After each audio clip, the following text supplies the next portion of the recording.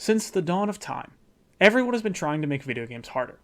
Permadeath, blindfolded runs, insane challenge runs that make a game almost completely unplayable. I've never done any of these, and I probably never will, and that's not what I'm doing today. I'm a normie who can't even parry in literally any video game I've ever played. That kind of stuff is way out of my league. So today, I've decided to ask a question that's been on everyone's mind. That's been on many people's minds. An idea that I thought would be fun. Can you beat Fallout 3 with no stats? It's a boy. A boy. I was born, received a very fitting name, and created a monstrosity with a face only a mother could love.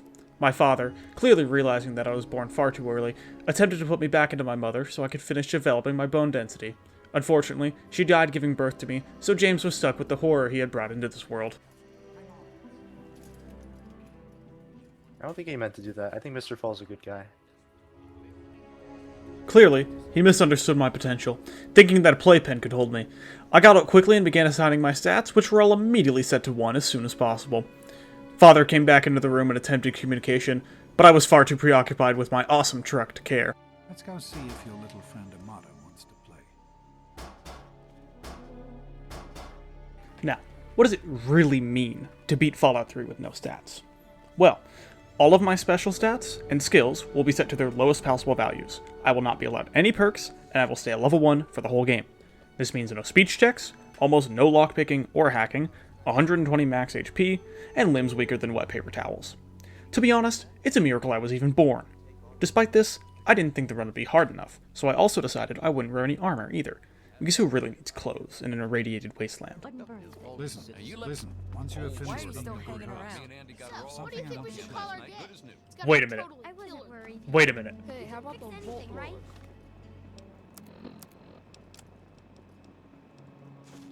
Oh my god, it's perfect. Get it? Anyway. Are you gonna keep that on the whole game? Around all day being called a folklore.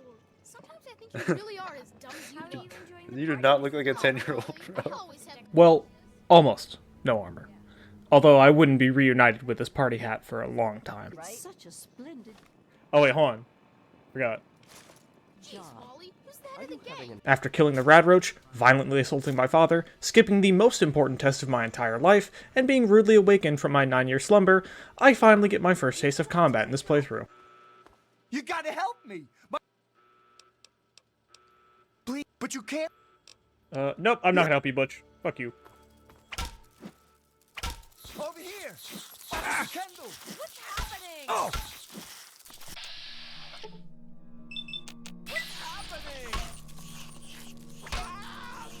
Hey, he's right over here. Oh, come quick. Help me! Butch didn't put up much of a fight, but he taught me a very valuable lesson early on. Melee is almost completely useless in this run. With 1 strength and nothing in melee weapons, beating Butch to death with a bat is still less effective than calling him mean names, and only a slight improvement over begging for my own life. I ran past most of the enemies in the vault in order to save my resources. If someone wasn't directly blocking my path, there's no point in spending valuable ammo and weapon condition killing them. Before long, I was at the vault door, and could finally leave to go ignore some enemies outside of the vault instead. Okay, at least Stimpaks still heal quite a bit. Alright. Out into the wasteland. First stop, Megaton. Now, I'll admit, I haven't played much Fallout 3. Most of what I know comes from watching Min Squad and Nurbit challenge runs, so I'm going into this without much game knowledge. My plan was to blow up Megaton for some easy cash, run straight to Dad at Smith Casey's garage, then pick up as much ammo, stims, and drugs as I would need to deal with all the super mutants and Enclave soldiers for the rest of the game. Well, fuck me, I guess. As I would very quickly learn, I needed at least a 30 in explosives to even interact with the Megaton bomb. Consumed by a fit of rage, I murdered Lucas Sims in the street, stole his Chinese assault rifle, and left Megaton for the garage. Oh shit. Does that mean the run's impossible? No, it's still possible. It's just, gonna be a little bit more difficult now. The walk to Smith Casey's garage was uneventful, just some dogs and mole rats to fight. After stopping by Tenpenny Tower and killing Roy for no apparent reason, I eventually made it to the garage. The mole rats there wanted to cuddle up close to me to stay warm, but I reject the advances of any living being that smells better than I do.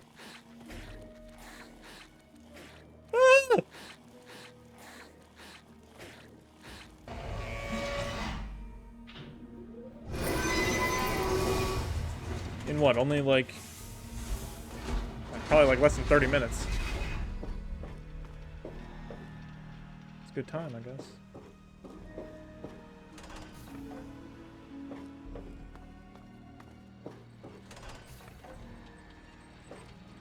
Welcome to Vault 1. Please redress in your Vault Tech issue.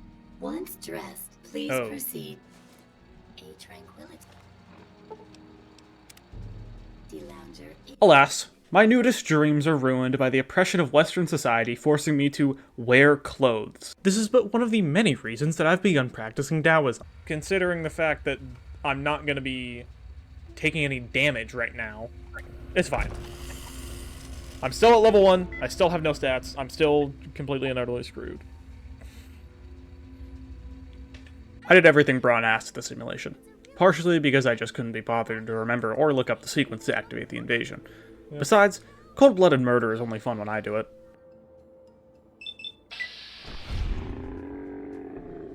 Oh my god. Getting to make Timmy Newsbomb cry was an added bonus too. Oh, Timmy Newsbomb. Oh, Timmy Newsbomb. Quit that! No. Stop! Stupid brat. The Tranquility Lane portion of Fallout 3 has always been my least favorite. It's like the memory den in Fallout 4. Just more slow BS you have to go through every time you play it. If I ever do another Fallout 3 playthrough, I am definitely doing the Chinese invasion. Alright. Give me my dad back. Most enjoyable. I had a distinct. Now, you ask for the means to leave. You are, of course. No, fuck you, bitch. I'm not saying any longer. Get out of this. And I'm taking my clothes off.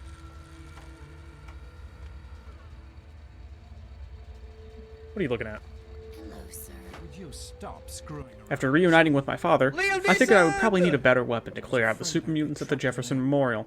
My first thought was the terrible shotgun, but I didn't think going to Evergreen Mills would be a great idea, considering my complete lack of self-preservation.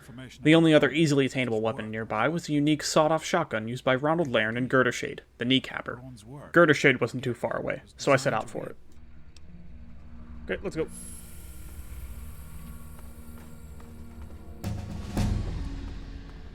I couldn't find any way to physically stop myself from leveling up, but I was able to reverse all effects of it. Sierra Petrovita's home. That's not her. It must be this one then. Now, I had never been to Girdershade before. The only reason I knew about the kneecapper was from a YouTube video. I had no idea Ronald didn't spawn until after the Nuka-Cola challenge had started. Unfortunately, Sierra had mysteriously slipped and fell on my baseball bat, so the quest couldn't be started. That means no kneecapper, which means Evergreen Mills. Luckily, approaching Evergreen Mills from the south allows you to avoid most of the raiders and landmines in the canyon. All I had to do was drop down from the cliff and enter the main building. Oh, get in. Okay.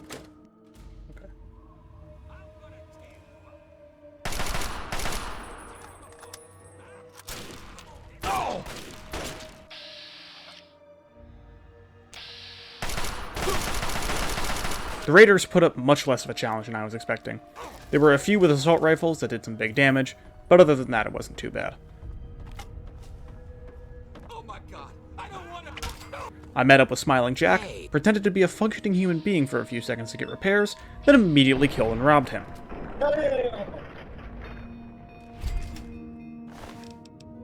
At last, I had my terrible shotgun. But, just like Dead Money, getting into Evergreen Mills wasn't the hard part. It was escaping with my plentiful bounty. Sticking to the walls and upper walkways allowed me to avoid most of the traps and landmines, but the raiders gave me some trouble this time.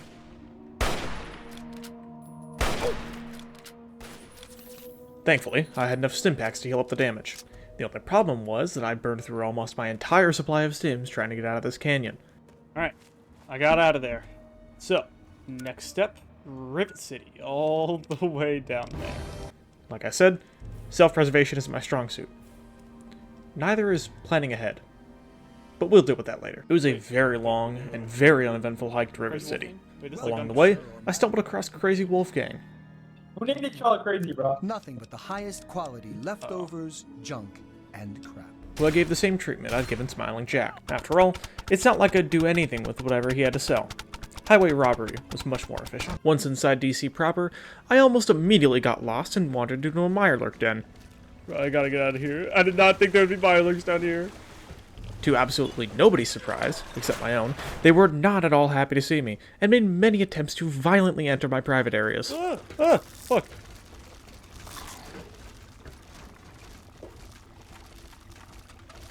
Oh, fortunately, even with one agility, I could still outrun these crustaceans and move on to greener pastures.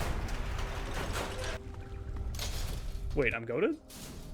I pressed on through the streets, resisted the urge to play the game normally, and got blown up by a Talon Company merc with a missile launcher. I stumbled across Tobar from Point Lookout and decided to buy some stim packs from him. They were definitely laced, but that's besides the point. It was at that moment, staring out into the waters of the Potomac River, that I realized radiation sickness had literally no effect on me, and I could just swim straight to River City. I went out for a dip, ignored my burning skin, ear infection, and E. coli, eventually emerging on the other side alive.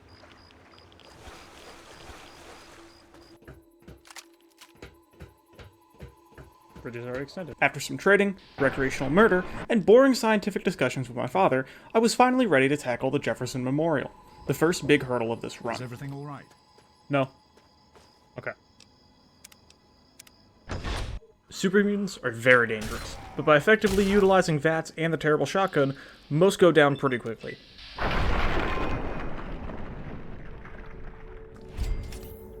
The brutes, on the other hand, are much more difficult. Their assault rifles tear through my bare chest quicker than I can think of a joke for this part.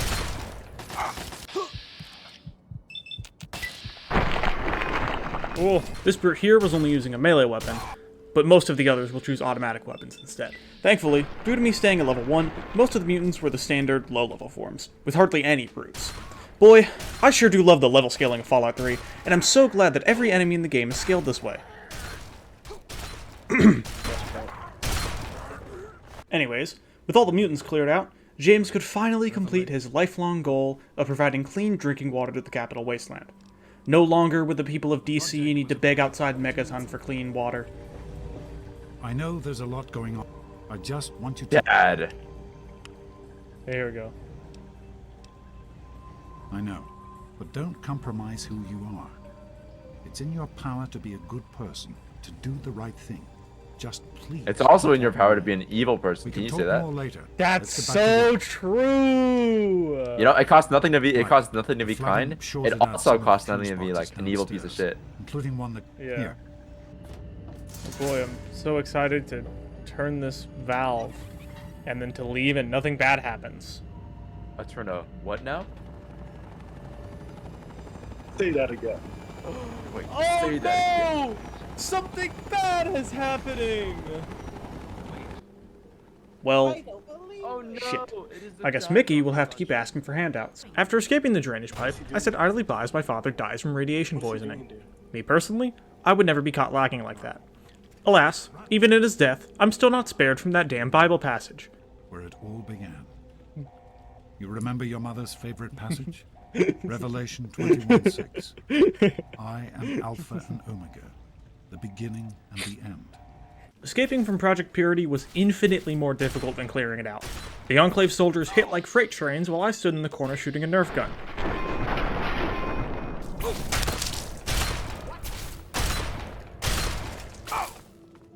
Strangely, Dr. Lee picked up one of the laser rifles and started fighting back against the Enclave. This gave me enough time to locate and push down on the soft spots of their skulls. The sewers were even worse. More Enclave, less space to maneuver, and even less stim packs. It might not seem like it here, but I was quaking in my boot. Well, no, not my boots. I wasn't wearing boots. But I was quaking.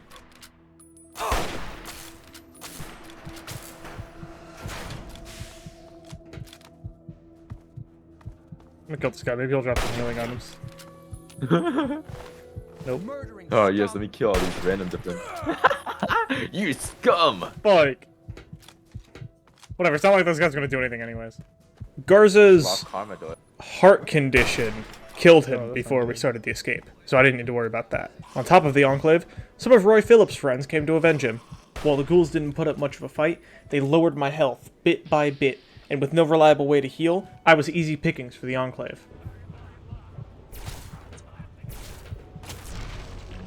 Oh. Oh, this is a bit of a problem.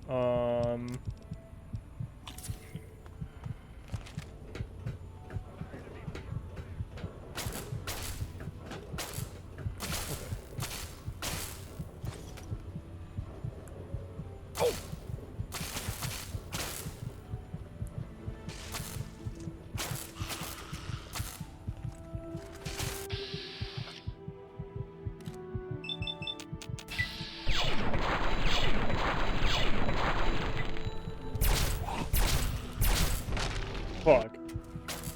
Overall, not a very pleasant experience. 0 out of 10. Wouldn't recommend doing it again.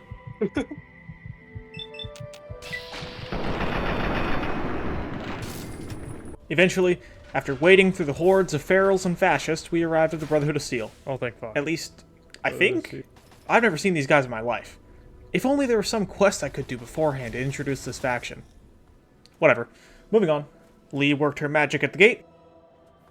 Lions! I know you're in there! I know you can hear me! You open this goddamn door right now!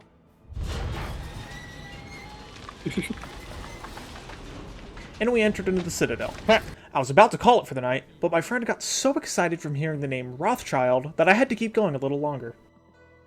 Okay, I think I'm gonna call it here. And then finish, hopefully finish the rest. Rothschild. Okay, do you want to see Rothschild? I want to see the Rothschild. Okay, I'll keep going then. I'll keep going. May I start by saying that I am sorry for your loss. I was acquainted There with he your is. father many... 10 seconds later, and he had already forgotten about Rothschild. Anyways, through Rothschild, I would eventually learn about the Gek, a powerful device that could reshape the matter around it into a lush green oasis. Unfortunately, this device could neither fix my crippling disabilities nor get rid of my E. coli, but I have at least a little respect for my father, so I sought out the Gek anyways, in order to fulfill his legacy or some bullshit like that. After a quick hike, I eventually made it to Little Lamplight. Unfortunately, that little bastard McCready wouldn't let me in unless I helped him out, and I'm too much of a sophisticated gentleman to insult a child, so there's no hope with the speech check. I quit for the night, hoping to think of a solution for my problems. While I slept, I thought back to the most important piece of advice I had ever received. I know, but don't compromise who you are. It's in your power to be a good person, to do the right thing. Just... Oh, no, not that one. You know, it costs nothing to be kind. It also costs nothing to be like an evil piece of shit. That's right. I'm gonna become a slaver. Hold it right there. Nobody's allowed into Paradise Falls except on slaver business.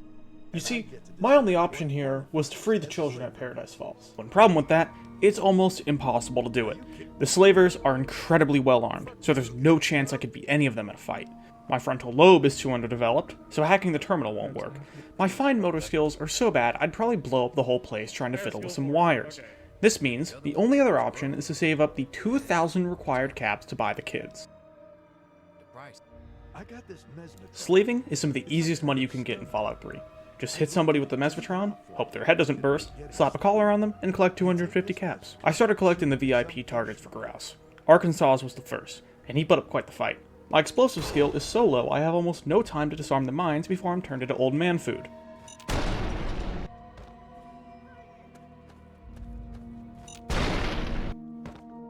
With enough quick saves, I was eventually able to catch the geriatric and send him off to Grouse. Oh, is it me or is the world spinning? Next up was Susan Lancaster. She was even easier. All it took was a 100 cap donation to the upper class, and I had myself another slave and another 250 caps. What's happening? Who are you again? I think domestic abuse is a very big issue, and it should be taken care of. Red wasn't too difficult to find. The super mutants went down pretty quick, but the landmines around the police headquarters gave me more trouble. Fuck! Pretty terrible, I'm not gonna lie. Fuck. After leaving Red to find her own way out of the police station. Whoa. Really good.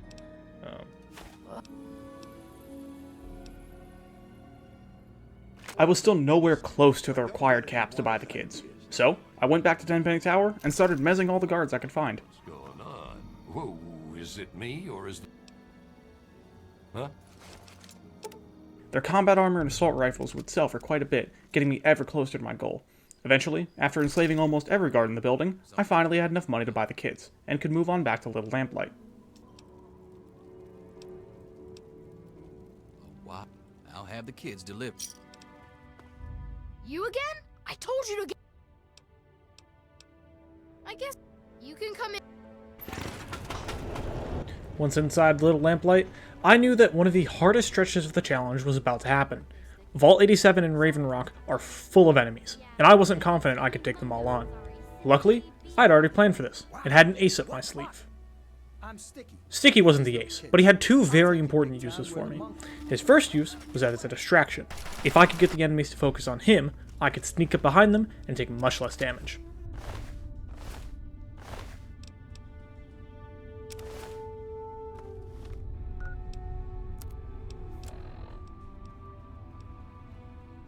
His second use was the party hat. The actual ace up my sleeve was the Lincoln's repeater. I'd been thinking about it ever since the Jefferson Memorial, and I've been buying as much 44 ammo as I possibly could to get ready for it. The ghouls in the museum were very easy, especially considering that I actually had the health to deal with them now, unlike in the sewers.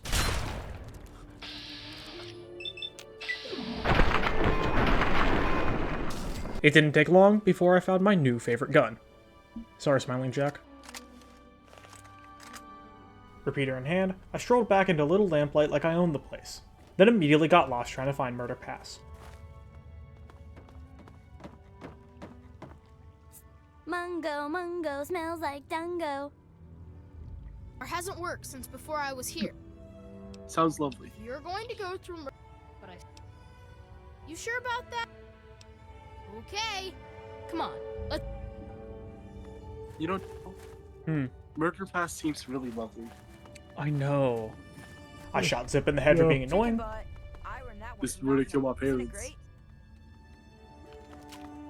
And left for Vault 87. Yeah, check out this thing. It lets me enslave people. What? It lets me enslave people. I thought that was for detecting radiation. Like I suspected, the mutants here sucked. There are plenty of brutes, with almost all of them wielding assault rifles and miniguns. Oh my god, oh fuck. Oh, you gotta be fucking kidding me. Have fun. I want to be Okay, Medic Psycho.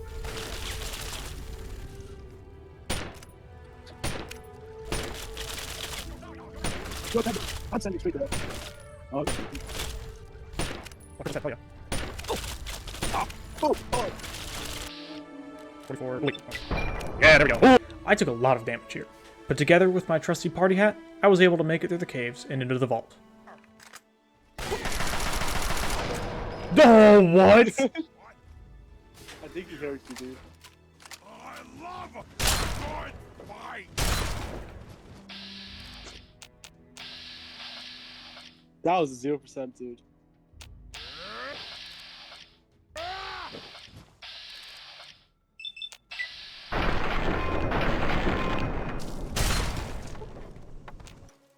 We have got to the point where literally anybody can build a fully working app. We have? Huh? We've gotten to the point where literally anybody can build a fully working app? Without knowing how to code. Oh, without knowing how to code. Wow, I didn't know that. Well, I beg you to be alive. May old acquaintance be forgot.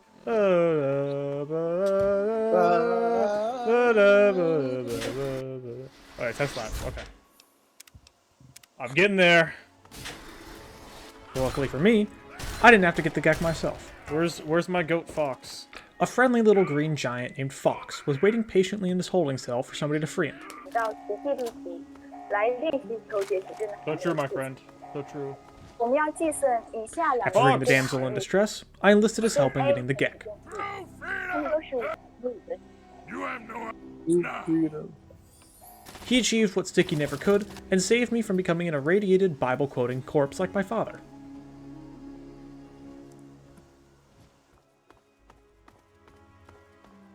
promise. No, we won't. Thankfully, there were no more dangers ahead, and I could safely walk all the way back to the Citadel without— oh hey, what's that? Oh no! Something bad happened when I entered this exact room right here! Oh no! Who could have expected this? My life is over! Oh, it's the Enclave! I woke up in the interrogation room being questioned by a non-Bible quoting irradiated corpse. I was let free and, like the filthy capitalist I now aspire to be, grabbed the first officer I saw.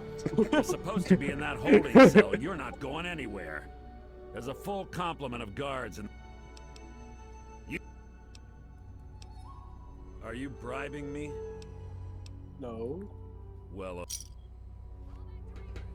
I quickly learned that money can't get you everywhere in life, and I actually had to put some work in. The prisoner from Vault 101 is to be shot on sight. I repeat. No, no, no, no, no, no, no, no, no, no, no, no. No, no, I'm not supposed to be shot on sight. No, I'm not supposed to be shot on sight. He was lying. No, he was just joking. It was a big joke. Just like before, the Enclave were quite difficult to deal with. Most of the time, they could kill me much faster than I could kill them, and they crippled my limbs so much that I could hardly fight back.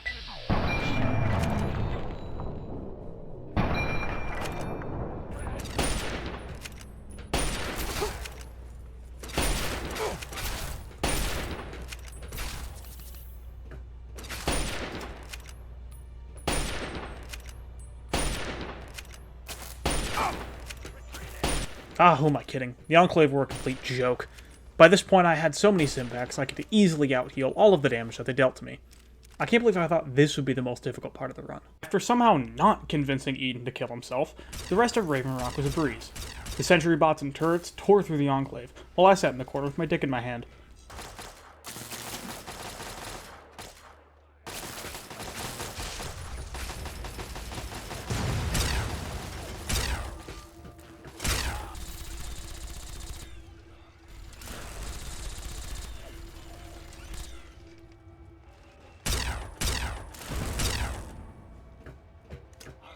After leaving Raven Rock, ignoring Fox because there is no way in hell I could get him to go with me, and heading back to the Citadel, it was time to begin the final fight against the Enclave. So we just wait until they decide we're next on the list? If the Pride goes in now, we might have a chance. Just as I suspected, with the help of Liberty Prime, the fight towards the Purifier was insanely easy. I don't even think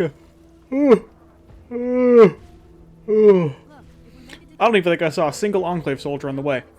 After Liberty Prime finished aura farming, we could finally enter the Jefferson Memorial. Revised stratagem. Initiate photonic resonance overcharge. The fight inside the memorial would have been difficult if it weren't for Sarah Lyons putting in most of the work. Clearly following in the footsteps of Dr. Lee, she distracted the Enclave soldiers just long enough so that I could claim all the credit for killing them.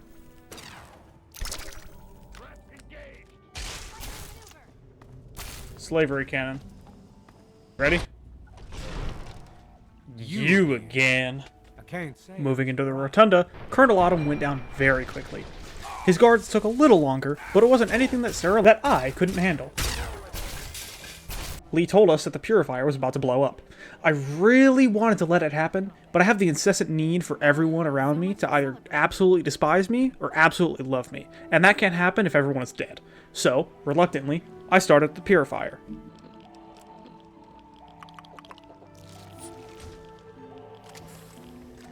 Alright. Wait. What was the code?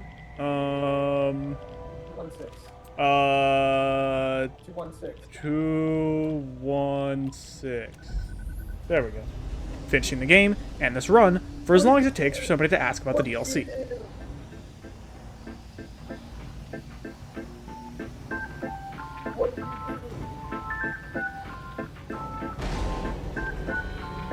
Oh my god!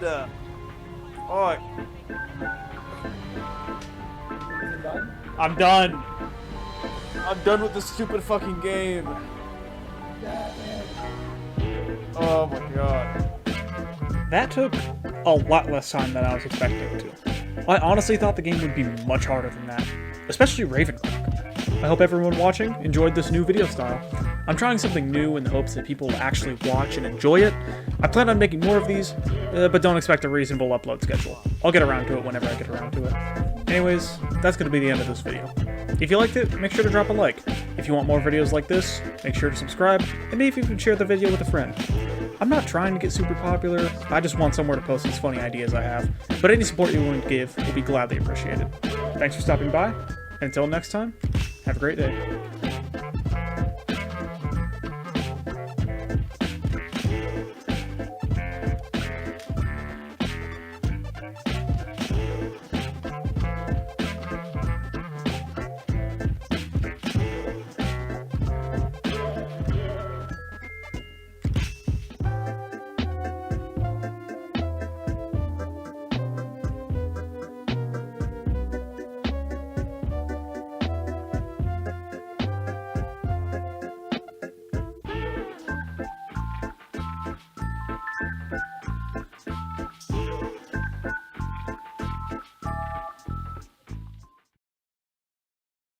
Alas, even in his death, I'm still not spared from that damn Bible passage. Oh my god, we get it, James. Your wife is dead and you're sad. Get over it. No, that's too mean. I can't put that in the video.